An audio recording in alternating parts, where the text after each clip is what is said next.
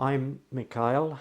I am one of the co-directors of the Sun and Serpent Maya Mystery School, which was established in 1995 at the request of the Itza Maya in Central America.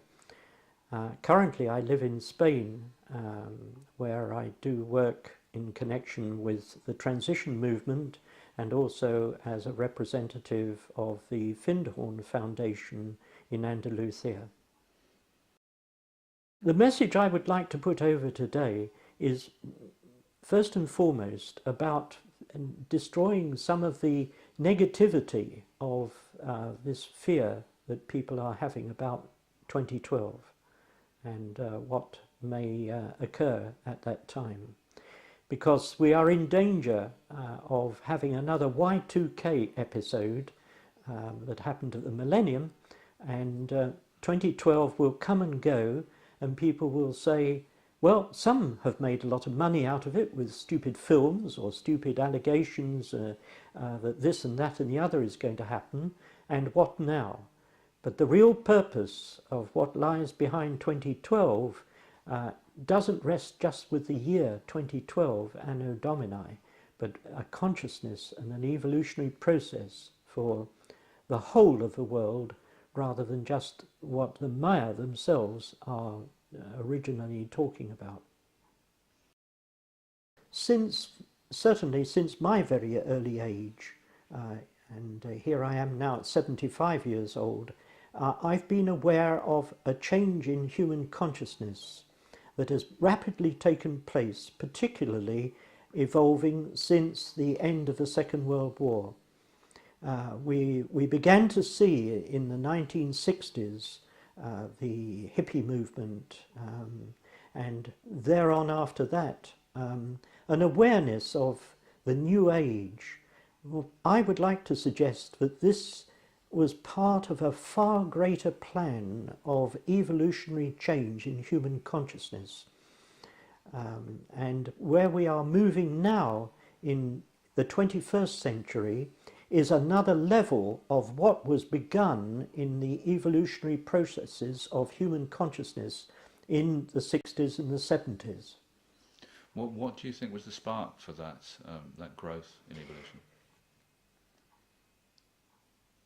If it was a spark, and that probably is actually a very good word, that the spark suggests to me light, that there was a filtering of an essence of light, of energy, that illuminated the human consciousness at a deeper level beyond the mind into an inner spiritual knowing. And this is how the spiritual awareness of our present age has begun to grow and take seed.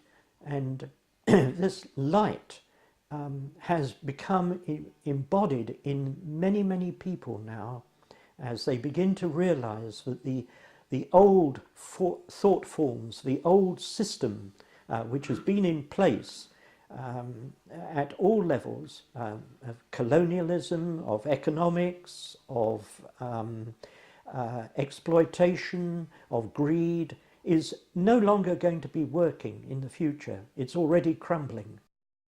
Preliminary rounds for the Copenhagen Climate Change Conference have failed. The last one in Barcelona failed, and now the portents for Copenhagen itself are a failure. That the whole structure is a last-ditch fight by the old thought forms of competitiveness and domination by the North, the rich countries, of which I am part of. And I'm very aware consciously all the time now of the part that I have played up to this point in not being able and sufficiently active enough to create change in the world.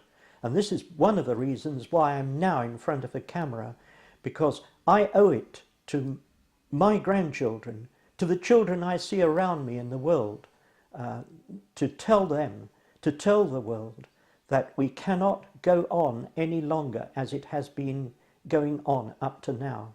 We are already, as a 6.8 billion collective of humanity, on this planet. We are already living in 1 1/3 planet Earths. So the competitiveness, the greed with which the human race up to now has been exploiting all the resources of nature has got to stop. If it doesn't, we are as good as dead. What do you see as the most fundamental and important steps the individual can take towards making that change?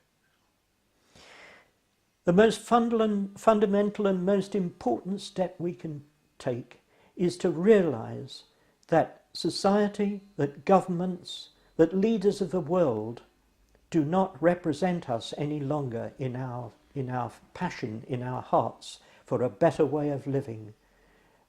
We have to take charge of ourselves. We have to take responsibility for ourselves.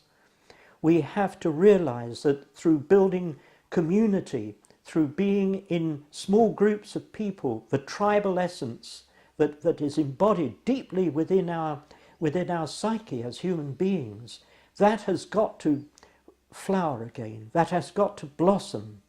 And through that we will find a wonderful possibility for the future for us as we share with each other at people level, not at government level.